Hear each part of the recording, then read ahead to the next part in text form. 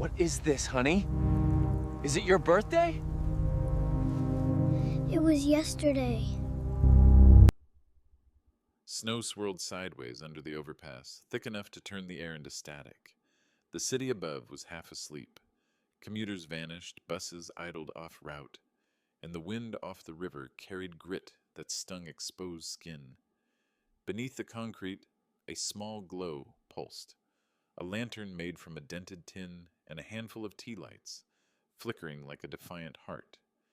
Aiden Rowe saw it through the fogged windshield as his black sedan slowed for the detour near Riverline Station. His driver asked if they should keep going, but Aiden shook his head. "Stop here," he murmured. He stepped out into the kind of cold that bites before you register it, pulling his wool coat tighter. The city was silent, except for the hum of highway lights above. The glow led him to a boy, 9, maybe younger, wrapped in a reflective emergency blanket, small knees drawn to his chest. A half-empty juice bottle sat beside him, frozen solid. The boy's face was pale but watchful, eyes sharp beneath a knit cap that looked older than he was. When Aiden approached, his breath clouding between them, the boy tensed like a cornered animal. "Hey," Aiden said gently. "You okay out here?" The boy's fingers tightened around the lantern. "Please don't move me." Aiden crouched, his Italian suit brushing snow. "Move you?" he echoed. "I just wanted to make sure you're warm enough." "They always say that," the boy whispered. "Then they take you somewhere." "Last time, I lost everything." Aiden hesitated. There was no fear in the boy's tone, only exhaustion. "What's your name?" "Milo." "Okay, Milo." "I'm Aiden." He reached into his coat and pulled out a wrapped sandwich from the car's minibar, still warm, and a small packet of hand warmers. "You can keep these." No strings, Milo studied him for a long time, then took the food without thanks or suspicion, just quiet acceptance. "You don't have to stay," he murmured.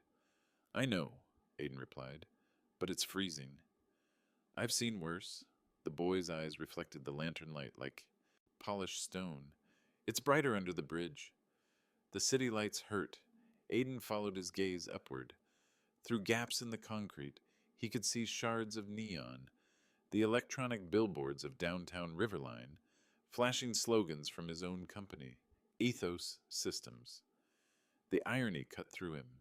His face, smiling from a campaign shot about data that cares, flickered in red and white across the clouds. He felt something twist in his chest. "How long have you been here?" he asked softly. "Don't know." "Since the snow started." "Where's your mom?" Aiden asked. Milo's lips pressed together. After a moment, he whispered, "She said to wait." She didn't come back. Aiden's throat tightened. He looked around. The walls of the overpass marked with chalk symbols, an abandoned shopping cart, a blanket half buried under snow. The boy had built himself a small world out of nothing. He reached for his phone. "Listen, I can call someone who can help." "No!" Milo snapped, louder than before. "They'll split." Us?" The boy's eyes flicked toward a tunnel opening that led deeper under the bridge. "I'm not alone," he said, then lowered his voice. "But they're asleep." Aiden didn't press further. He nodded, stepping back slowly. "Okay, no calls. Just..."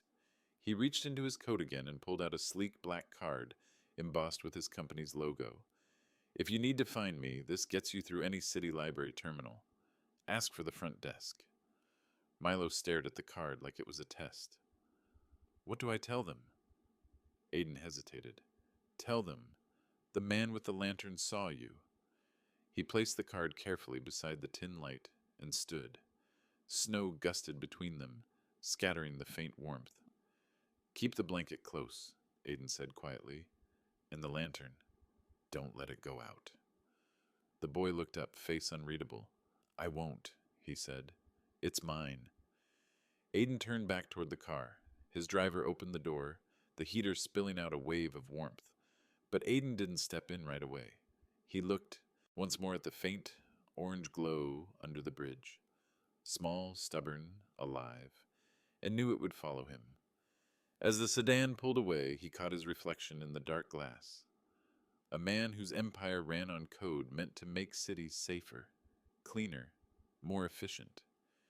Yet somewhere under the same city, a child survived by lantern light. He closed his eyes, the image burning behind his lids. He couldn't stop seeing it.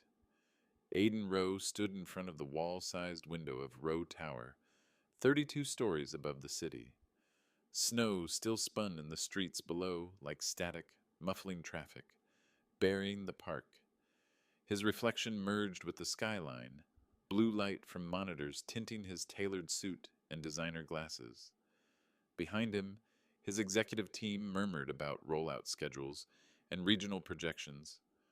On the screen, an animated map pulsed in cool tones. Athos, the AI platform he'd built from scratch, analyzed live data to allocate city resources, warming buses, hospital routes, shelter, capacity. Every flicker on the map represented a decision, a choice made faster than any human committee. But this morning, Aiden saw something else in the glowing grid. Gaps, empty corridors where the system hadn't sent a single vehicle overnight. Areas with low signal reliability, the algorithm flagged. Places exactly like the underpass where he'd found Milo. "Impressive response rates, sir," Paula Vance, his COO, said crisply from across the table. Her hair was flawless, her confidence surgical. "We're covering 94% of high-density zones. The winter impact index is stable." Aiden's eyes narrowed. "And the other 6%? Paula hesitated only a moment. "Noise, mostly. Low-yield data. Remote pings we filter out to keep efficiency high." "Noise," Aiden repeated. The word caught in his throat. He thought of Milo clutching the tin lantern, the fear in his voice when he said, "They always take you." His assistant, Jenna Morales, entered quietly with a tablet. "Sir, you asked for anomaly reports? There's one from last night. Athos deprioritized Riverline and East Pier. Weak signal zone. Only one beacon registered activity there. An unverified contact ping around 9:40 p.m. Aiden's stomach dropped. 9:40. The time he'd been standing under the bridge. "Show me," he said. Jenna swiped the report open. The screen lit with coordinates, a timestamp, and a red tag. Flagged as unreliable. Excluded from routing. Excluded. The word pressed against him like cold glass. "Paula," he said quietly, "our system's ignoring low-signal areas?" Paula folded her arms. "We're refining it. High accuracy requires filtering. Otherwise, false positives waste resources." "False positives?" His voice rose, a rare crack in composure. "You mean people." Paula's smile was tight. "We mean incomplete data. We can't risk diverting fleets to ghost pings." Aiden turned toward the window. Below, plumes of steam curled from manholes, tiny flares of warmth in a frozen maze. Somewhere, down there, a boy slept under a bridge, erased by an algorithm that called him noise. He closed the tablet and exhaled slowly. "Reschedule the state briefing," he said. Paula blinked. "Sir, the rollout deadline..." "Shift it 48 hours. That's impossible." "The governor's office." "Then tell them Athos is adjusting for humanitarian bias." The room fell silent. Only the hum of the servers filled the space. Jenna glanced at him, eyes flicking with surprise and something else. Respect, maybe. When the meeting adjourned, Paula lingered. "Aiden, are we letting sentiment cloud judgment?" He met her gaze. "Maybe it's about time something did." She said nothing. After she left, Aiden sat alone at his desk, surrounded by glass, metal, and screens that reported everything but what mattered most. He opened a security feed, Riverline Underpass, 9:42 p.m., and froze the frame. There, in the corner of the grainy image, was a faint orange glow. The lantern. He enlarged the still until the pixels blurred a boy's outline, small and motionless, wrapped in silver foil. The city's systems had labeled it unverified light source. He felt the floor tilt beneath him. Aiden shut the laptop. The office was too warm, the silence too polished. He stood abruptly, grabbing his coat. "Cancel my evening schedule," he told Jenna as he passed her desk. "Everything?" "Everything," he said. Downstairs, the revolving doors hissed open into the brittle air. Neon reflected off the snow like old glass. The city felt unreal, its order hiding cracks he had helped design. He pressed his hand against his chest, a sudden tightness blooming there. For years, his company's code had dictated warmth for millions. Yet last night, a single boy had shown him what it meant to choose warmth. He whispered to no one, "Not again." Snow swirled into the collar of his coat as he stepped into the night, heading back toward Riverline, toward the faint memory of a lantern that refused to go out, the wind along. Riverline cut sharper that night, carrying flecks of ice that bit at the skin and hissed through the gaps of the overpass.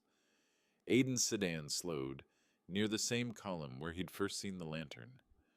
The driver offered to wait, but Aiden waved him off. "No tail lights," he said. "Go around the block. I'll walk." He carried a thermos, thick gloves, and a small insulated pack. Half impulse, half guilt. The underpass was quieter than before, only the sound of dripping water freezing midair as it hit the asphalt. "Milo?" he called softly. No answer, only the echo of his voice swallowed by concrete. He stepped deeper beneath the bridge, boots crunching over salt and snow. Then a glimmer caught his eye. The same dented tin lantern sitting on a cinder block, its battery lights dim but alive.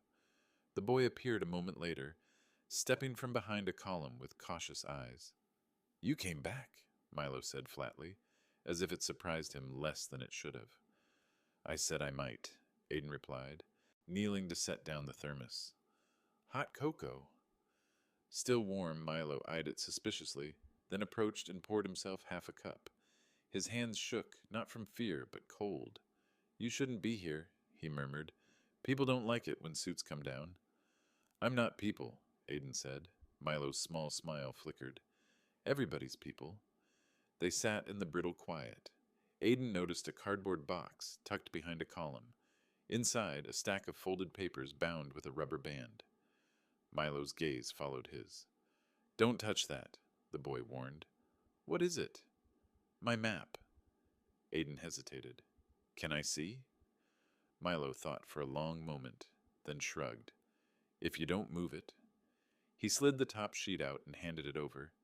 It was a city map, drawn in colored pencil. Bus routes, manholes, steam grates, marked with small red dots. In the margins, crude notes. "Warm here at night." Loud, "Avoid." "Old lady gives sandwiches Fridays." Aiden's throat tightened. "You made this?" "Someone had to." "The map's in the Kautawit. Shelters lie. They don't show where the heat vents are." Aiden traced the lines with his gloved finger, realizing the boy had mapped not just survival, but connection. Each mark told a story of places where warmth leaked, where kindness hid. "You've been keeping track," he murmured. Milo nodded. "Helps people when I'm not around." "I hide copies in the library book slots. They get passed." The simplicity of it stunned Aiden. A child designing a grassroots network while his company's billion-dollar AI missed entire neighborhoods. "I'll get you somewhere safe," Aiden said suddenly. Milo stiffened. "Safe means gone. They split us, remember?" "Us," Aiden echoed again. "My cousins," the boy said quietly. "Lyra and Ash. They were with me. Then the cold came. I found a place for them. You can't tell anyone, I won't." Aiden's voice softened. "I just want to help." Milo tilted his head, studying him. "You look like someone who already has everything."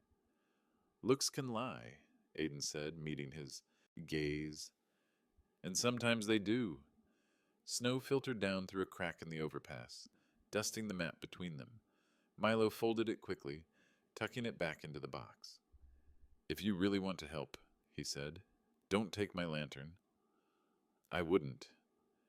Everyone wants to fix things, Milo continued, but they break the little ones to make big ones work. Aiden blinked, realizing the boy was repeating something he must have overheard. Truth shaped by survival. You're smarter than you know, he said quietly. I know enough, Milo replied. I know the dark parts of the city. The parts your kind can't see. Aiden didn't argue. He reached into his coat pocket and slid a small plastic card toward the box, a contact card, same as before, but this time folded inside a library return slip. Leave it where you hide your maps, he said. If you ever need to reach me, use that name. What name? Roe. Milo smirked faintly. That's a weird name. Maybe so, Aiden said, rising. But sometimes weird names answer faster. He stepped back toward the open street, snow flurrying around him. Behind him, Milo crouched over the lantern, relighting one of the tea candles that had gone out. Hey, the boy called suddenly. Aiden turned. If you ever find my mama, Milo said, voice small but steady, tell her the lantern's still on. Aiden's breath caught, but he only nodded. I will. He walked toward the car, the bridge fading behind him.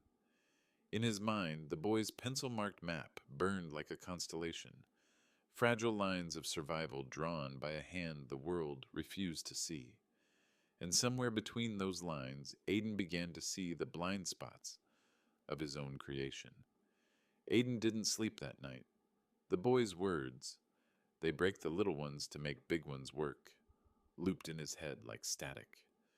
By dawn, he was back in his penthouse, city lights glinting off the glass walls, the faint hum of the servers downstairs blending with the wind. His reflection in the window looked foreign, a man in an immaculate suit, haunted by the face of a child holding a map that shouldn't have needed to exist.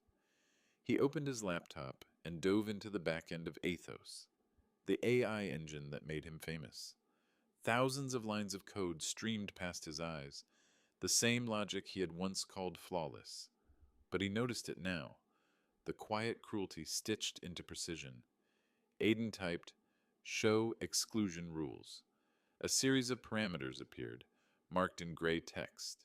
Each line defined signal reliability, data confidence, behavioral priority. It was elegant, efficient, and devastating. One segment froze him cold. If signal 0.75 or geocam presence equals false. Reduce priority weight 90% esco sauchep ma translation. If there were no cameras or reliable phones nearby, Athos ignored those locations, exactly where unhoused people lived, where the city was blind by choice. He leaned back in his chair, the blue light cutting sharp across his face.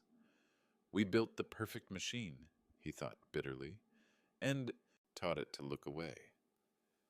At 8 a.m., he called an emergency meeting with his engineering leads. Jen Park, the system architect, arrived still holding her coffee, her expression wary. Paula Vance joined a moment later, composed as ever, and took the seat opposite him. What's going on? Paula asked, her tone brisk. You canceled 3 investor briefings this morning. Aiden turned the screen toward them. That, he said simply. Jen frowned, reading the code. This is the filtering layer. Read it again, Aiden said quietly. Paula skimmed it, unimpressed. It's noise reduction, Aiden. You approved it months ago. His voice was steady, but his jaw tightened. I approved efficiency, not neglect. Jen looked between them, then hesitated. He's right. We did tighten the filter in December. It cut false positives by 60%. But it also meant anything from low signal regions got dropped. Like Riverline, Aiden said. Paula exhaled sharply. Do we have to personalize every dataset now? Athos was designed to serve millions. You can't rebuild the system every time an edge case shows up. An edge case? Aiden's tone cracked. You mean a human being? A kid who might freeze tonight because our code didn't see him. Paula's eyes narrowed. You're letting one anecdote dictate company policy. That's reckless. Aiden's fist came down on the table. Not hard, but final. Reckless, he said, is calling people noise. Jen glanced at the display. Sir, if we alter the logic mid-rollout, we'll lose predictive reliability. The system might overcompensate, flood low-density zones. Then we fix the reliability problem, Aiden interrupted. Not by erasing people, but by expanding what counts as data. Paula folded her arms. Do you realize what a delay costs? The state contract is worth $200 million. We're days from certification. Aiden met her eyes. If we deploy it broken, what's the cost then? Silence. Jen finally said, I can push a hotfix to flag the exclusion. Oh, zones manually, but we'll need proof before we make it policy. You'll have it, Aiden said. Pull last night's logs from Riverline. Look for unverified heat signatures. Jen hesitated. What's there? He looked out the window where the storm still smothered the skyline. A boy with a lantern, he said softly. Paula's brow furrowed. You went there yourself? Aiden didn't answer. After they left, he opened his notebook and wrote 2 words in the margin of his schedule. Lantern map. The phrase steadied him. He thought of Milo's hand-drawn city grid, the colored pencil lines marking where warmth still leaked through the cracks. He scrolled through Ethos's coverage charts and noticed a haunting symmetry. The gaps in their data matched Milo's red marks almost perfectly. Places the algorithm ignored were exactly where the boy had built his map of survival. Aiden called Jen again. One more thing, he said. When you flag those logs, overlay the exclusion coordinates with municipal. Camera outages. I want to see what we've been blind to. You think it's that widespread? I think it's worse. Outside, snow battered the glass. The city that once obeyed his systems now looked like a machine gone cold. He closed his laptop. The decision formed quietly, but completely. If his company's code could erase a child from the map, he would rewrite the code himself, at any cost. He rose, grabbed his coat, and stepped into the elevator, heading down, not to the boardroom this time, but back toward Riverline, where a small tin lantern flickered against the storm, daring him to choose warmth over everything else. By the time Aiden reached Riverline again, the storm had changed. It wasn't snow anymore. It was shards of ice, slicing through the wind like glass. Streetlights flickered weakly under the pressure of frozen wires, and traffic signals blinked on backup power. The city's pulse had slowed to survival mode. He parked 2 blocks from the overpass and stepped into the white blur, every breath sharp and metallic. The storm radar he checked earlier had shown what he feared, a grid brownout spreading from the east substation. With cell towers dipping below half power, the Ethos network would start pruning low data zones within the hour. Entire neighborhoods would go invisible, and Milo's map, the one he could picture by heart now, was right in that dead zone. Aiden moved fast, his coat snapping behind him. He carried a portable pack of IoT beacons, small signal transmitters he'd pulled from the company's field kit. If the system needed data to see, he would give it data, by hand if he had to. The first beacon he activated blinked weakly blue. Come on, he muttered, warming it in his gloved hands before wedging it into a rusted street lamp base. The device pulsed brighter, catching a faint thread of satellite signal. Above him, a drone hummed faintly, scanning streets for open routes. Aiden checked his tablet. The system map still showed Riverline as dark. No rerouted warming buses. No alerts. Just gray space. He jogged across the frozen intersection toward the bridge. The wind made his breath tear. At the edge of the underpass, he crouched low and opened the second beacon, syncing it manually. For a moment, the tablet screen flickered, and then something changed. The void on the map began to color in, pixel by pixel. Ethos had found the signal. Buses rerouted automatically. 2, then 3. New red lines curved toward the dark zone. Aiden let out a breath he didn't realize he'd been holding. That's it. Come on. He stood, scanning the shadows beneath the bridge. Milo? He called. No answer. only the icy hiss of wind through the columns. The lantern wasn't there. The cinder block was bare, the ground swept clean. Panic surged through him, colder than the air. He turned in a slow circle, searching for any sign. A footprint, a scrap of foil, something. Then he saw them. Faint tracks winding away from the underpass, small and uneven, leading up the embankment toward the rail yard beyond Riverline Station. 3 sets of footprints, not one. He followed them through the drifting snow until the landscape widened into an open lot. The old planetarium loomed at the far edge, its dome cracked and rimed with frost. Once a field trip favorite, now condemned. Aiden's chest clenched. He knew that building. Ethos had logged it last year as unsafe for occupancy. The city never boarded it up. He approached the side entrance, flashlight cutting through the dark. The handle gave way under his glove. Inside, the air smelled of dust and iron. He stepped into the main chamber and froze. The massive dome overhead, painted with constellations, was coated in a film of ice. The projector in the center stood silent, its lens frosted over. On the stage beneath it, curled under a pile of old theater blankets, were 3 small shapes. Aiden's heart hammered. "Milo!" The boy stirred, eyes flashing open. Recognition replaced fear. "You came. Of—" "Course I did." Aiden knelt beside him, pulling open the blanket. 2 younger kids slept beside him, a girl with tangled hair and a boy half her size, their faces pink from cold. "These are your cousins?" Milo nodded, voice small. "Lyra and Ash. I found them near the station after the shelters closed. We stay where no one looks." Aiden glanced around. The place was half buried in frost, every breath turning white. "You can't stay here," he said softly. "It's below freezing." "They won't let us stay together," Milo whispered. "If we go in, they'll split us." Aiden exhaled, his mind racing. Units, the shelter policy called them. Each child processed separately unless paperwork proved relation. But these kids had no paperwork, just each other. He unzipped the pack and handed Milo apple slices from a sealed pouch, then peeled open the last heat packs. The kids stirred, blinking awake to the sound of his voice. Lyra sat up first, rubbing her eyes. "Are you from the city?" Aiden smiled, faintly. "Something like that."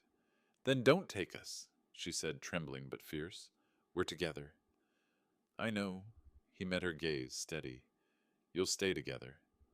"I promise." He took out his phone and texted Jen Park. "Flag. New data priority. Families by self declaration. Add as protected grouping. Effective immediately." A simple command, but one that rewrote years of cold bureaucracy in one stroke. Jen's reply came seconds later. "That'll trip legal." "You sure?" "Completely," he typed back. Milo watched the screen glow. "You're really changing the rules?" "Yes," Aiden said, "because the rules forgot people like you." Lyra's small hand brushed the hem of his coat. "Then you're not like the others," she whispered. Aiden didn't know what to say. He just sat with them a moment longer, the 4 of them under a dead dome of stars, warmed by a handful of apple slices and a fading lantern between them. Outside, the first rerouted warming bus pulled onto Riverline Avenue, its headlights cutting through the blizzard like a promise. The planetarium creaked in the wind, the sound hollow and strange, like the building itself was breathing. Aiden stayed crouched with the kids until the last of the heat packs dimmed. His knees were stiff, but he didn't move. For once, his presence wasn't about power or rescue. It was simply about being there. Lyra leaned against his arm, her hair smelling faintly of smoke and cinnamon gum. Ash, the smallest, snored softly with his hand still gripping one of the empty apple pouches. Milo, ever the sentinel, kept watch at the edge of the stage, the tin lantern glowing beside him like a tiny sun. When Aiden finally spoke, his voice was low. "When was the last time you saw your mom, Milo?" The boy didn't look up. "A week ago, She said she found a job near the river, but she never came back. Do you know her name? Mara, he said quietly. Mara Jessup. The name lodged in Aiden's mind. He repeated it silently, filing it away like code he meant to debug. A gust rattled the dome above. Aiden looked up. The ice film shimmered, catching the faint light from the lantern. Hundreds of painted constellations, Orion, Cassiopeia, Draco, gleamed through the frost. He remembered field trips here as a boy, sitting in the same seats now, coated in snow, listening to the guide say, "Every star has a story." He pulled out his phone, but the signal bars were gone. The blackout had deepened. Even emergency frequencies were spotty. The bus he'd rerouted earlier was still a few blocks out, crawling through blocked streets. He set the phone aside and looked at Milo's thin jacket. "You're freezing." Milo shrugged. "We move every few hours. It's warmer if you don't stop." Lyra stirred. "He's lying." He got sick last night. Aiden reached out instinctively, pressing the back of his hand to the boy's forehead. Warm, too warm. He swallowed hard. "Okay, then we stay until the bus gets closer." "You mean you'll stay?" Milo said. "You don't look like someone who sleeps on the floor." Aiden smiled faintly. "You'd be surprised." But Milo wasn't joking. He studied Aiden like he was trying to see if kindness had strings attached. Finally, he said, "Why are you doing this?" "We don't have anything you need." Aiden paused, the answer catching in his throat. "Maybe I need to remember what matters," he said, "and you reminded me." Milo tilted his head, skeptical but thoughtful. "Adults say stuff like that when they feel bad." "Then maybe I feel bad," Aiden admitted. That earned the boy's first small grin. "Good. Maybe you'll fix something then." A distant rumble shivered through the ground. Aiden froze, at first thinking thunder, but then the sound deepened into an electrical hum. The emergency grid had flickered back online. The lights in the planetarium stuttered, one by one, throwing long shadows across the frosted dome. "Power's back," Aiden murmured.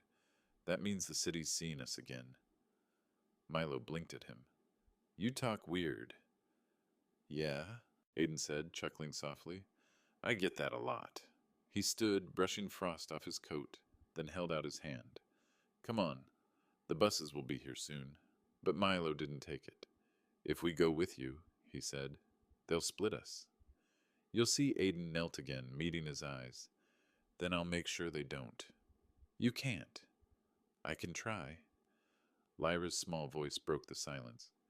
"If we go, will there be soup?" Aiden smiled. "As much as you can eat." That settled it. The kids began gathering their things. Blankets, a chipped mug, a handful of crayon drawings. Milo folded the map again, careful as if it were glass. He tucked it inside his jacket before picking up the tin lantern. "You keep that close," Aiden said. Milo nodded. "It's how we find each other if the lights go out." Outside, the wind howled down the corridor of empty warehouses. Aiden led them through the broken door into the storm, his arm shielding ash from the wind.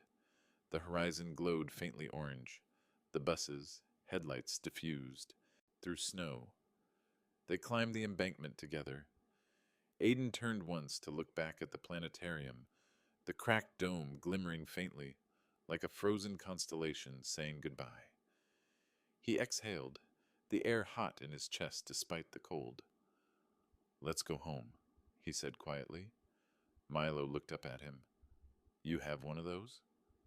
Aiden hesitated. "Maybe I just found it." As the bus doors opened and warmth rushed out, Aiden ushered them in one by one. The driver, a volunteer with city relief, nodded at him but didn't ask questions. They sat together in the front row. Through the frosted window, the city passed in fragments of light. Aiden watched the reflection of the lantern in the glass, steady and small, glowing between Milo's hands. He didn't know what tomorrow held, the board, the contracts, the fallout. But right now, there were 3 kids breathing warm air again, and for the first time in years, that felt like enough. Back in his office, the city lights below Row Tower shimmered against thawing snow, but Aiden couldn't feel the usual satisfaction of control. The glass walls reflected a man who looked exhausted and, for once, uncertain of his empire's purpose. The kids had been placed, temporarily, at a nearby community center he personally funded through the Ethos charity arm. He'd made sure they were kept together under a single case file. It had taken hours of calls and a dozen favors, but they were safe for the night. Still, the silence of his penthouse pressed on him. He stood before the panoramic window, hands in his pockets, replaying Milo's words. You break the little ones to make big ones work. The phrase stung because it was true. Aiden turned back to the table where his board packet lay open. Charts, metrics, glossy photos, nothing that felt alive. He flipped through them anyway until his eyes landed on a presentation slide labeled Q1 Performance, Ethos Allocation by Impact Score. Impact Score. He almost laughed. What was the impact of warmth, of family, of a boy keeping two smaller ones alive with a tin lantern? No algorithm could measure that. He pressed the intercom. Jenna, get Jen Park on the line, and Paula too within 20 minutes. They were seated in the small glass conference room adjoining his office. Paula came first, poised, confident, her expression already weary of what she assumed would be another ethics debate. Jen followed, her posture tense but sympathetic. Aiden started without preamble. I want a new deployment tier added to Ethos. Paula arched a brow. We're still stabilizing from the brownout hotfix. This isn't a patch, he said. It's a redesign. Jen leaned forward cautiously. What kind of redesign? Aiden turned the wall screen on. A map appeared. Gray zones scattered across the city, where the AI registered no reliable data. He traced a gloved finger across one of them. Every blank space represents people our system calls unseen. Shelters without Wi-Fi, bus stops off-grid, families not, registered in databases. Paula sighed. We've been through this. We can't prioritize blind zones. The algorithm needs measurable inputs. Then we change how we measure, Aiden said. Jen's eyebrows rose. Change? The core metric? Yes. Paula's tone sharpened. That's sentimental nonsense. The state's contract is built on quantitative outcomes, cost savings, efficiency ratios. If you want to add feelings to the KPI dashboard, be my guest. But investors will revolt. Aiden stayed calm. We're not adding feelings. We're adding trust. Paula blinked, then laughed softly. Trust doesn't pay invoices. He met her gaze steadily. It does, if it keeps people alive. Silence stretched. The storm outside had softened to wet snow against the glass. Aiden continued. I'm calling it lantern mode. Jen frowned, intrigued. Explain. We create low-tech access points, paper QR cards, offline kiosks, library terminals. People without phones or IDs can self-report needs anonymously. Volunteers scan and upload at hubs. The system learns from human signals, not just devices. Jen nodded slowly. So, instead of removing noise, we amplify human input. Exactly, Aiden said. We build a map from trust outward. Paula looked unimpressed. You're talking about dismantling a multi-million-dollar precision model to chase anecdotal goodwill. It's naive. Maybe, Aiden replied evenly, but maybe the algorithm's cruelty wasn't in the math. It was in the mirror. Jen glanced between them, uncertain whether to speak. Finally, she said, technically it's doable. We'd need new labeling logic, manual moderation, but it could work if we crowdsource validation. Aiden nodded. Do it. Lantern mode becomes our core winter protocol. Paula slammed her pen down. You don't have the authority to change strategy unilaterally. The board... I'll take it to them myself, he interrupted. Her eyes flashed. Then prepare for a revolt. Investors will see this as a breach of fiduciary duty. Then they can fire. Me, he said. The words hung there, sharp as breaking ice. Paula rose from her seat, jaw tight. You'd risk everything on a few lost kids? Aiden's voice dropped, calm but resolute. No, I'd risk it on being human. Paula stared at him for a long moment, then left without another word. Jen lingered, her expression thoughtful. You really mean to stake your name on this? I already did, Aiden said softly. Out there in the snow. She nodded slowly. Then I'll start prototyping. When she was gone, Aiden sat back, staring at the empty conference table. His reflection wavered in the glass. A man once defined by algorithms, now defined by a promise. He whispered under his breath, Some code moves boxes. Some code remembers people. The phrase felt like an oath. Outside, dawn threatened the horizon, turning the clouds pale gold. The first test of lantern mode would launch tonight. And the city, his city, was about to learn what warmth looked like in code. The boardroom of Row Tower was warmer than usual, sunlight spilling across polished walnut and glass. Yet Aiden felt the air heavy as frost. 12 directors sat around the long table, their faces arranged in perfect corporate neutrality. At the head, Paula Vance stood with a portfolio of documents stacked like ammunition. Before we begin, she said smoothly, I want to acknowledge Mr. Rowe's recent actions following the Riverline brownout. Aiden leaned back in his chair. You mean saving the part of the city our algorithm ignored? Paula's smile didn't falter. Reallocating resources without board approval. A murmur rippled down the table. Investors dialed in on wall screens, rows of remote faces hovering above the room, pixel perfect, emotionless.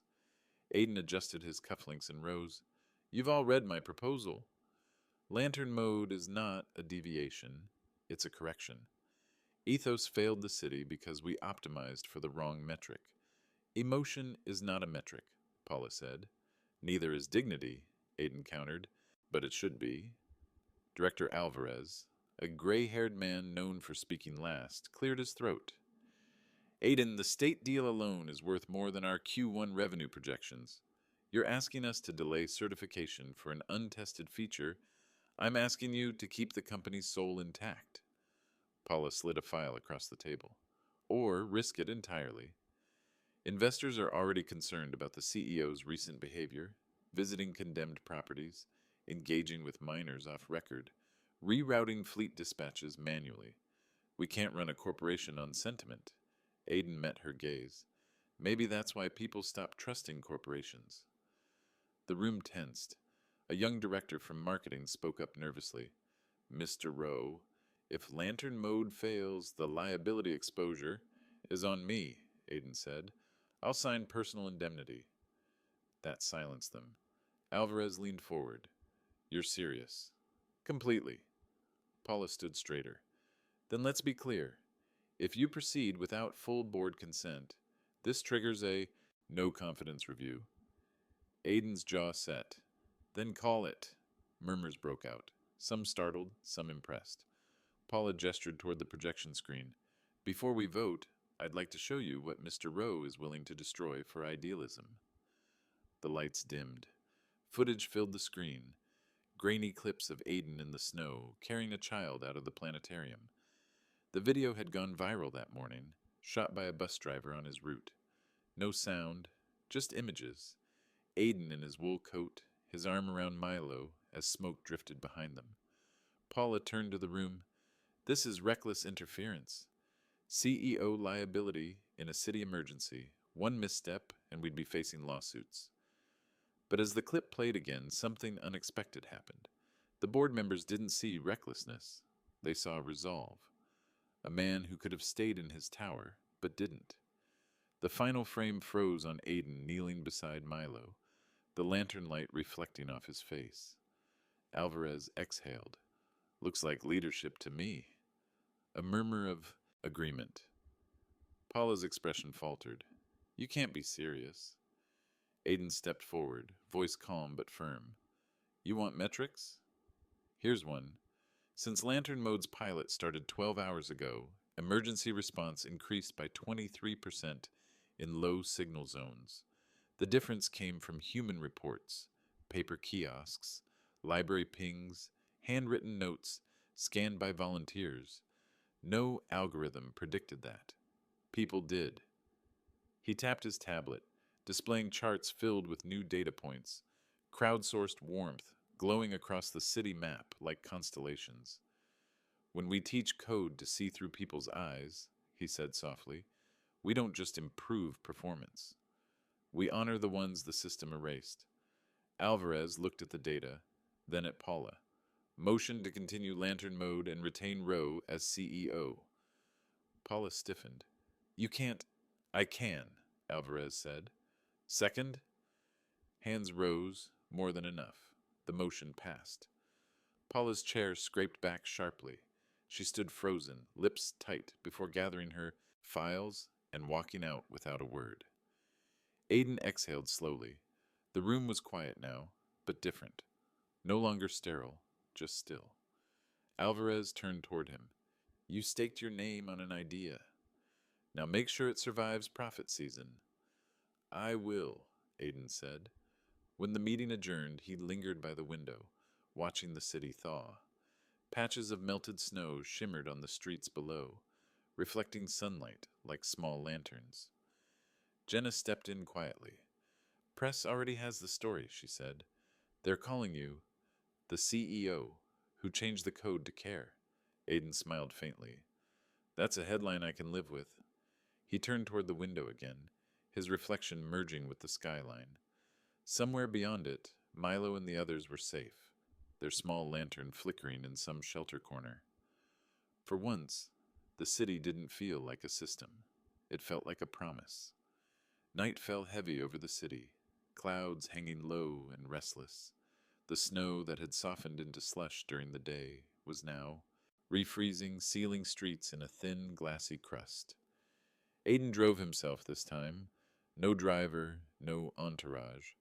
Just a single thermos on the passenger seat and the old lantern Milo had left in his office. The call came through just past 9 p.m. Jenna's voice was urgent. Sir, there's been a fire. Abandoned structure near the Riverline coordinates. Aiden's stomach dropped. The planetarium? Yes, fire department's en route. But dispatches stretched thin. It started from a space heater, possibly squatters. Inside, he didn't wait for more. Tires screamed as he made a U-turn, snow spraying from the fenders. He ran red lights, his pulse sinking with the rhythm of the wipers. The lantern on the passenger seat flickered with every bump, the light jumping against the dashboard. By the time he reached the Riverline district, the air was thick with smoke.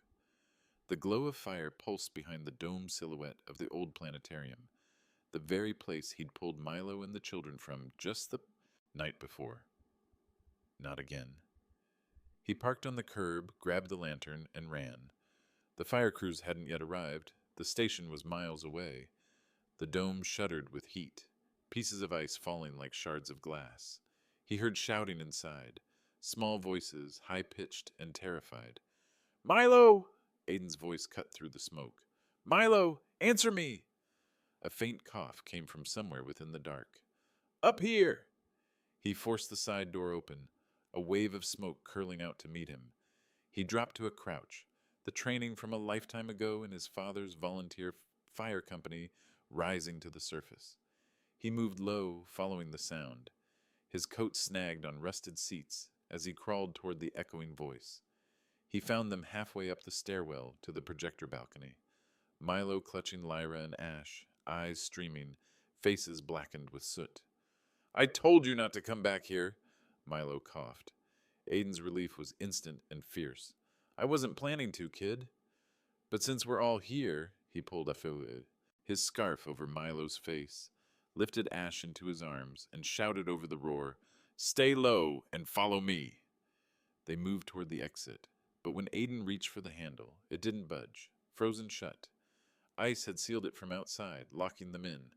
Upstairs, he barked. Move! Milo hesitated. There's no way out up there. There is now, Aiden said. They scrambled up the balcony steps, coughing and stumbling through smoke. He used his shoulder to break through the narrow access door leading to the old maintenance hatch. Beyond it, the night air rushed in like a second wind, freezing, sharp, alive. He shoved the hatch open. The roof groaned beneath their weight. Below them, sirens wailed faintly in the distance. They were early, but not early enough. Aiden set Ash down and pulled out a small, palm-sized device from his coat pocket, a CO2 monitor. It beeped angrily in the smoke. He keyed his phone's emergency channel. "This is Aiden Rowe. Rowe Tower. Yes, the old planetarium. Children. Inside. Need immediate extraction at roof access, east side." He didn't wait for confirmation. He looked at Milo, who was trembling, his arm tight around Lyra. "Stay right here. Help's coming." Milo shook his head. "They'll take us. Split us." Aiden knelt so they were eye level, his own lungs burning. "Not tonight," he said, his voice raw. "Not ever without your yes." Milo stared at him for a moment, then nodded, the fear in his eyes softening into something steadier. Trust. Below, the building's interior collapsed with a deep groan. The heat rolled upward, wave after wave. Then, through the smoke, a ladder rose into view, a firefighter's helmet emerging at the edge. "We've got them!" someone shouted. Aiden lifted Ash first, then Lyra, then pushed Milo toward the waiting hands. When the boy turned back, his face streaked with soot, he whispered hoarsely, "You kept your promise." Aiden reached out and squeezed his hand. "Always." He climbed onto the ladder last, the lantern clutched in his free hand. As they descended, the planetarium dome behind them cracked in two, the painted constellations falling into darkness. By the time his boots touched the ground, fire crews swarmed the site, hosing what was left of the roof. A medic checked the kids, wrapping them in blankets. Aiden waved off oxygen till the others were stable. He sat on the curb, shaking, watching smoke trail into the sky. Jenna's voice came faintly through his phone. "Sir? Are they... They're fine," he said, voice rough. "They're alive." When he hung up, Milo walked over, dragging a blanket around his shoulders. He sat beside Aiden in silence for a while. Then softly, the boy said, "You smell like fire." Aiden smiled weakly. "Better than smoke." Milo held out the lantern. "It didn't break." Aiden looked at it. The tin dented, the light still flickering faintly. "Good," he said. "We'll need it again." Above them, the snow started falling again, gentle this time, washing the soot from the air. Fire. Trucks' lights reflected off the flakes, turning the street into a field of shifting color. Red, white, blue, gold. Aiden tilted his head back, letting the snow land on his face. For the first time in years, he didn't feel the need to control the outcome. He just breathed. The world still burned and froze and healed at once. But for now, there was light. The next morning, the glass atrium of Rowe Tower buzzed with journalists, executives, and camera crews. The fire had made headlines before dawn. CEO rescues homeless children from blaze in abandoned planetarium. The footage from a firefighter's body cam had gone viral. The image of Aiden on the ladder, holding a boy's hand as the roof cracked behind them. He hadn't planned any of it. He'd only wanted to keep a promise. But now the world was watching. Inside the boardroom, the atmosphere was electric. Reporters crowded the hallway outside as directors filed in one by one, murmuring about optics and liability. Aiden entered last, still, wearing his wool overcoat. His suit beneath was soot-stained, the cuff of one sleeve torn. He looked more human than anyone in the room wanted their CEO to appear. Paula was already there, immaculate as always, posture razor straight. "We've drafted a press statement," she said coolly, "acknowledging your involvement. But we're framing it as a personal act of compassion, not company protocol." Aiden walked to the center of the room and placed something on the table. Milo's lantern. The battery lights glowed faintly against the polished wood. The directors fell silent. "We won't need your statement," Aiden said. His voice was calm, but carried the kind of clarity that made people stop taking notes. "We'll let the truth stand." Paula's tone sharpened. "Truth doesn't pay for lawsuits, Aiden." "Neither does fear," he said. He turned toward the wall screen, where charts and metrics filled the display. Pull up the lantern mode results from last night.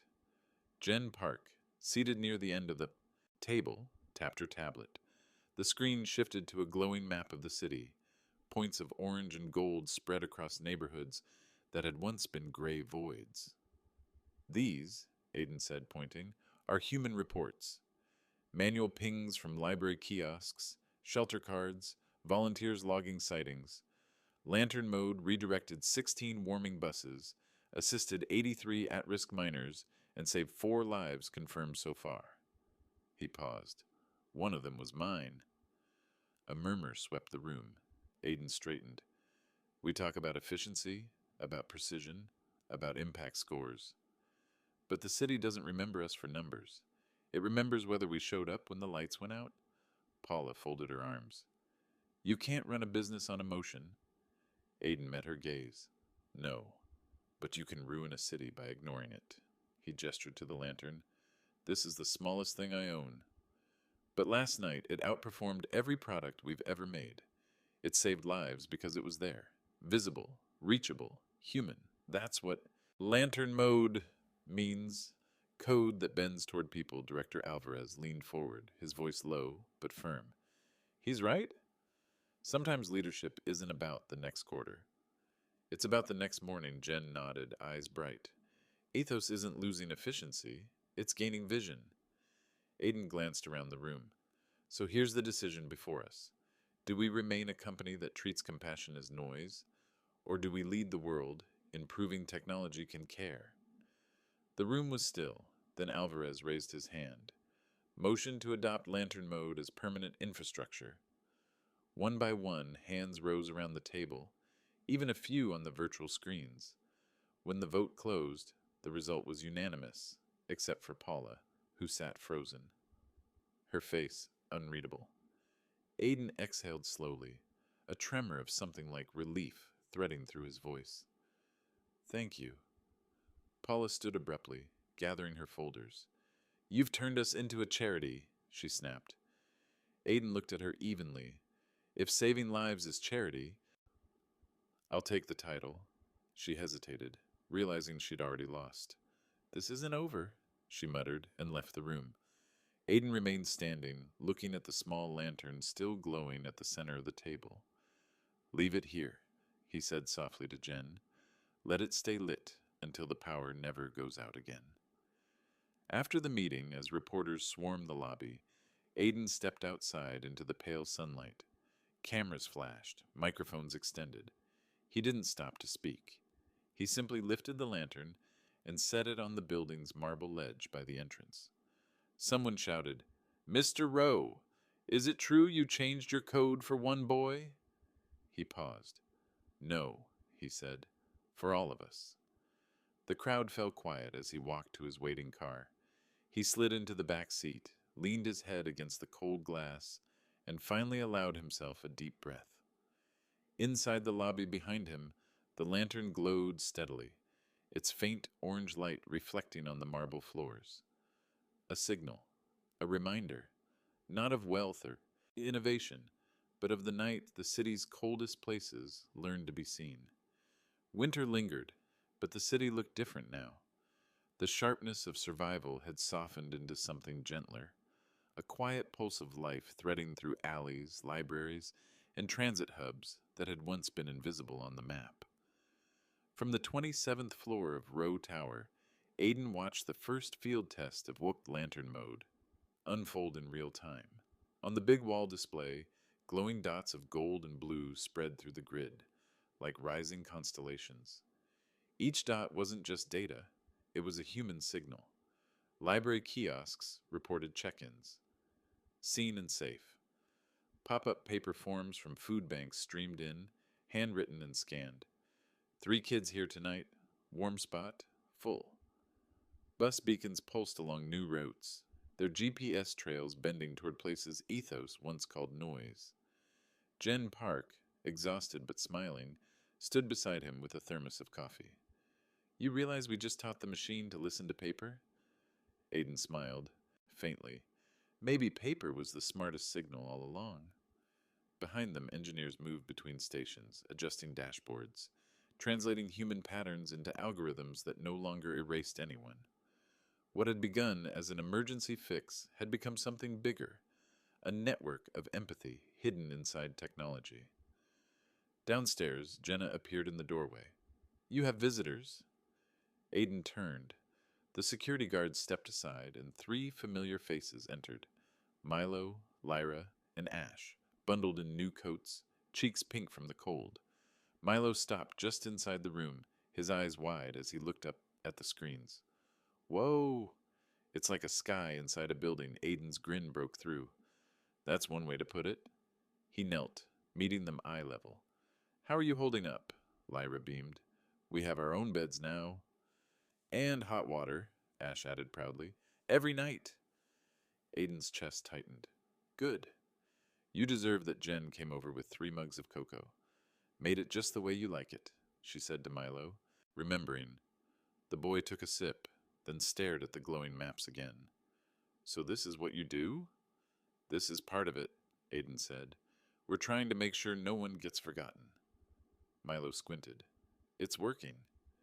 Aiden tilted his head. "How do you know?" "Because last night, our old spot, the one under the bridge, it had people there, volunteers, blankets. They said the map told them to come." Jen glanced at Aiden. "That would be one of the new paper hubs." Milo pointed at the display. "Can you find it on there?" Aiden zoomed in on the Riverline section. There it was, a small cluster of gold signals, tagged Bridge 14, 5 individuals warm, 2 transported. Lyra clapped. "That's us!" Aiden felt his throat tighten. "No," he said softly. "That's you. You made that possible." Milo looked confused. "How?" Aiden turned the screen so they could see. "Remember your maps?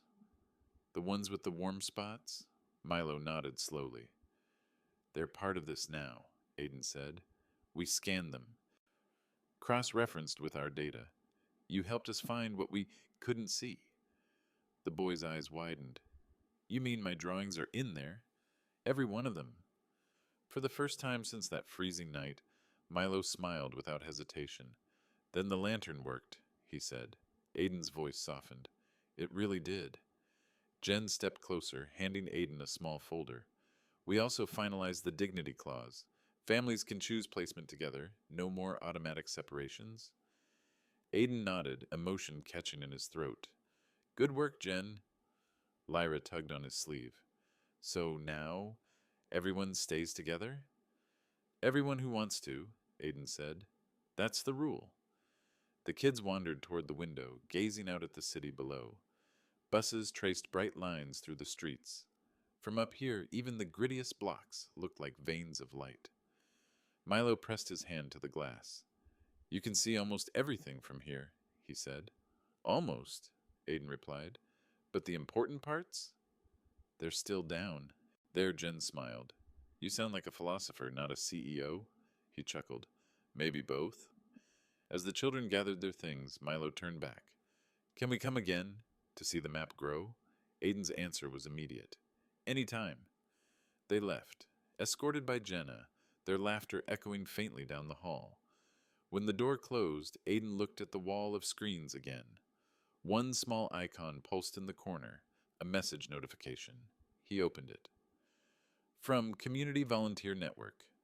Lantern Mode Day 1 Summary. 413 check-ins, 127 transports, 0 fatalities. He leaned back, letting the numbers sink in. 0. Outside, the wind pressed against the glass, carrying the smell of wet metal and thawing earth. Winter wasn't gone yet, but the cold felt different now. Less like an enemy, more like something finally seen. Aiden reached into his coat pocket and pulled out the lantern. He set it on his desk and switched it on. The lights flickered softly against his reflection. "Some code moves boxes," he murmured. "Some code remembers people." Then he smiled, thinking of Milo's map glowing on the city grid. Proof that maybe, finally, the world was starting to learn how to care. The first week after Lantern Mode's launch, felt like a different season altogether. The city still woke under frost, but warmth traveled faster now, through buses, libraries, and word of mouth. People started leaving hand-drawn paper lanterns taped to windows, scrawled with messages like, "Seen," "Safe," or "Still here." For the first time in his career, Aiden didn't open his mornings with investor reports. He started each day on scrolling through field updates from volunteers, stories that didn't fit into charts. A middle school class had built their own cardboard kiosk. A retired bus driver had turned his route into a mobile heater run. A librarian had used the new paper QR sheets to reconnect a missing father and son. Aiden read every note, but success never came without backlash.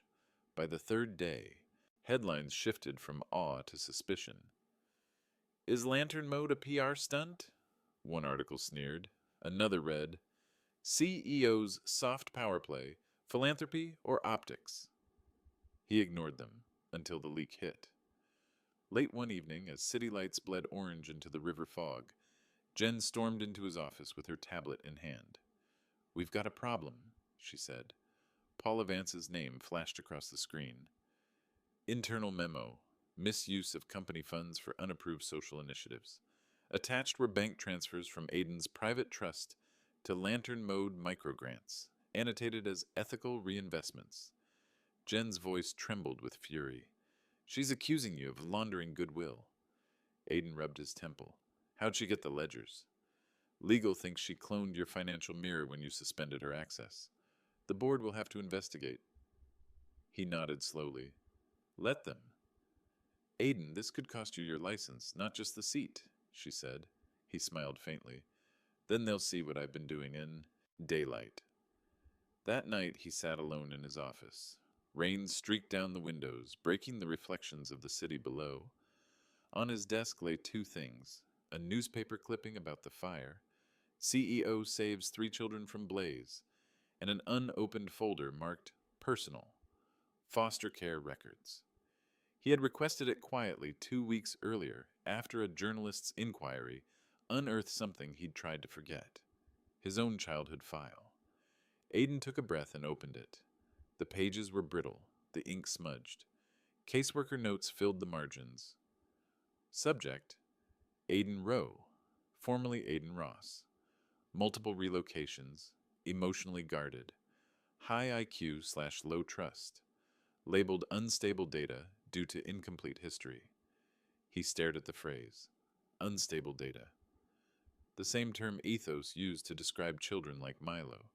He ran his thumb over it, the letters blurring beneath his touch.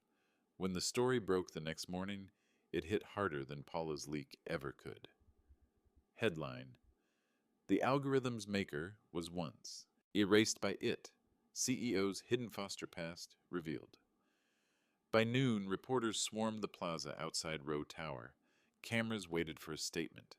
Aiden stood at the podium wearing a navy coat over his suit, the air biting at his face. He could have hidden behind PR, but instead he spoke plainly. "Yes," he said, "I was once part of the system I tried to fix. I grew up in foster care. My records called me unstable data. I learned early how it feels to disappear in plain sight. That's why Athos was built, to prevent that. But somewhere along the way, I forgot who it was for." The crowd hushed. He continued, "Lantern mode isn't charity. It's an apology and a promise. Every data point is a person. Every person deserves to be seen. All care is personal." The video spread faster than the fire footage. Instead of scandal, it sparked something else. Letters, donations, volunteer drives. Students programmed open-source add-ons for Lantern Mode. Churches and shelters requested partnerships. By evening, Aiden's inbox overflowed with messages. "You gave us a way to be found. I was noise once too. Thank you for remembering." Jen knocked softly on his door. "Audit cleared you," she said, smiling. "Turns out the misused funds came from a personal blind trust. You never touched corporate accounts." He nodded, relief loosening his shoulders. Paula? Resigned this afternoon. He stared out the window again. Down below, volunteers were setting up a new kiosk at the plaza's edge. Children were placing tea lights around its base, forming a ring of soft gold in the dusk. Jen watched him quietly. You really think this lasts? Aiden turned to her, his reflection overlapping the lanterns below. Not if it depends on me. But if it depends on everyone else, it already has. She smiled. You're starting to sound like a civic poet. He chuckled softly. No, he said, looking back at the lights. Just a man finally speaking the language of his own code. Outside, a gust of wind rippled across the plaza. The paper lanterns trembled but didn't go out. Their glow reflected faintly in the wet pavement, each one a small, stubborn star refusing to be erased. The hearing room at the family court in downtown Boston was warm, but the air carried that same hush of tension Aiden remembered from every boardroom battle he'd ever fought. Still, this was different. No charts, no metrics, just 3 children seated quietly beside a guardian ad litem and the faint hum of an old radiator. Milo sat upright in his too large sweater, his hand resting protectively on Lyra's shoulder. Ash dangled his feet from the chair, swinging them in small arcs, humming under his breath. Across the aisle, a city caseworker shuffled papers nervously. Judge Callahan, an older woman with silver hair pinned back neatly, adjusted her glasses. Mr. Rowe, she said, you understand the nature of this hearing? Yes, Your Honor. You're requesting temporary kinship guardianship of Milo Jessup while facilitating reunification efforts for Lyra and Ash with their extended relatives. That's correct? Her gaze softened just a fraction. It's unusual for someone in your position to get directly involved. Most donors prefer distance. Aiden nodded. Most donors don't make promises they intend to keep. The judge's mouth twitched, almost a smile. Proceed. The caseworker spoke first, explaining the situation. Milo's aunt, Rachel Jessup, had been located in Worcester. A part-time nurse and single mother of 2, she'd been searching for her sister Mara, Milo's mother, for months, unaware the boy had surfaced in the city. She wanted him, but the logistics, housing, therapy, schooling, were overwhelming. Aiden listened quietly, hands clasped. When it was his turn, he stood. I'm not here to replace anyone, he said. Milo belongs with family. I just want to make sure he has the time and support to get there safely. The judge tilted her head. And your relationship with the child? Milo spoke, before Aiden could. He kept his promise, the boy said simply. The judge looked between them, her pen pausing midair. That's a powerful endorsement, Mr. Rowe. I didn't save him, Aiden replied. He saved me, from forgetting why I started all this. She nodded slowly. Very well. I'm granting the temporary guardianship for 90 days, with the condition that you coordinate with social services and continue family reintegration. Do you agree? I do, Aiden said. Milo smiled for the first time that morning, relief softening his small, serious face. After the hearing, they walked together through the courthouse atrium. Light filtered through the tall glass ceiling, warming the marble floor. Outside, the air carried the faint smell of thaw, salt and damp concrete, the first hints of spring. Milo looked up at him. So what happens now? We visit your aunt this weekend, Aiden said, and until then my place has a spare room. Milo frowned. You mean the top of that big building? Laughed softly. That's the one, the boy grinned. Do you have windows that open? Not all of them. Good, Milo said. Then we can still hear the city. That night, back at Row Tower, Aiden showed him the guest room. It wasn't grand. He'd told the staff to leave it simple. A bed, a desk, a small bookshelf, and a single window overlooking the river. Milo walked straight to the window, pressing his forehead to the glass. You can see the trains from here, he whispered. It's like they glow. Aiden stood in the doorway. That's the reflection from the lantern hubs along the rail line. They run all night now, the boy turned. So people won't get lost? Not if we can help it. Milo nodded, serious again. Then it's working. Later, after Milo fell asleep, Aiden lingered in the hall. On the nightstand beside the boy's bed sat the old tin lantern, its dented surface polished clean, the battery lights flickering softly. Beside it lay a folded piece of paper, a map drawn in crayon. He recognized it instantly. Milo had redrawn the city, but this time every place was bright. Downstairs, Aiden poured himself a cup of coffee and sat by the window. His phone buzzed. A message from Jen. Community update. Lantern mode now operating in 14 cities. 0 cold-related fatalities this week. He smiled, reading the last line twice. The following week, they drove to Worcester to meet Rachel Jessup. She opened the door with tears in her eyes, her arms trembling as she pulled Milo close. "You look just like your mom," she whispered. Milo stiffened at first, then hugged her back.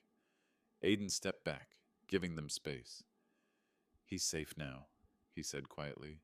"Take all the time you need." Rachel looked up at him, her expression a mix of gratitude and disbelief. "You didn't have to do this." "I did," he said. "Some debts can't be outsourced."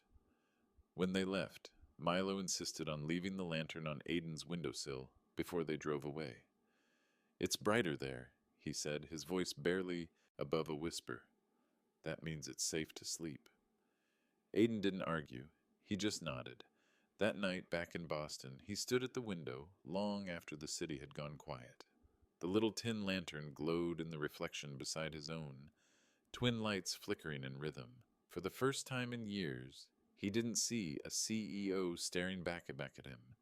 He saw a man who finally understood what it meant to build something that lasted, something not measured in profit, but in trust. Spring arrived like a quiet apology, rivers thawing, sidewalks gleaming, the air finally tasting of life again. In the heart of Boston, beneath the same skyline that had once hidden so much suffering, something new flickered into being. It started small, a ceremony in front of the public library on Federal Street.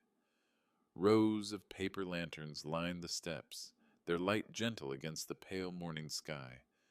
Reporters clustered near the barricades, but this wasn't about spectacle. It was about connection. At the podium stood Aiden, Rowe, now in a simple gray coat instead of a tailored suit. Behind him stretched a banner with 5 plain words. The Lantern Network, built by everyone. He waited until the murmur settled. "Last winter," he began, his voice steady, "a boy showed me the map our city didn't have. It wasn't made of servers or satellites. It was made of care, of people finding each other when no one else did." The crowd listened, quiet, the morning light catching on the lanterns. He called it warm spots. We call it lantern mode, but today it becomes something bigger, a partnership between technology and the people it forgot. Libraries, clinics, transit shelters, all now connected under one system, not owned by ethos, not controlled by profit, but co-run by the city and the communities themselves. He paused, scanning the audience. Because the real code that saves lives isn't written in syntax, it's written in kindness. The mayor, standing nearby, nodded approvingly. Journalists scribbled notes, but no one interrupted. Then Aiden stepped aside, gesturing to a small figure in the crowd. "And it's only right," he said, "that the person who inspired it gets the first signal." Milo stepped up shyly, wearing a clean blue jacket, a size too big, clutching a laminated copy of his crayon map. The paper edges were worn, but the colors glowed under the light. Lyra and Ash stood behind him, waving at the cameras. Aiden crouched beside him. "You ready?" Milo nodded. Together, they pressed a small button on the kiosk beside the stage. All across the plaza, the lanterns blinked on, one by one, spreading outward like a heartbeat, finding its rhythm. Across the city, similar hubs lit up. Bus shelters, library corners, clinic lobbies. The map on the central screen filled with gold. Every dot a signal of presence. of people refusing to vanish. The crowd gasped softly, then began to applaud. Milo looked up at Aiden. "It's working." "It always was," Aiden said. Reporters called out questions, but he didn't answer. He was watching the light reflect in the boy's eyes, the same reflection he'd seen under the overpass that first night, the difference between surviving and being seen. After the ceremony, as people began to disperse, Milo tugged his sleeve. "Are you still the boss now?" Aiden smiled. "Not really. I stepped down as CEO last week. Someone else is running Athos. I'll just make sure it remembers what it's for." "What's your new job, then?" He thought for a moment. "Chief Steward of Ethics." Milo wrinkled his nose. "That sounds boring." "Good," Aiden said, laughing. "That means it's working." They walked together to the edge of the plaza where the first kiosk stood open to the public. Inside, a sign read, "Need help? Leave a note. Want to help? Take one." Dozens of handwritten slips already lined the corkboard. Offers of food, shelter, rides. Milo pointed at one that said, "Lost blanket. Still warm." "That one's mine," he said proudly. "You left it?" He nodded. "For someone." Else Aiden's chest tightened.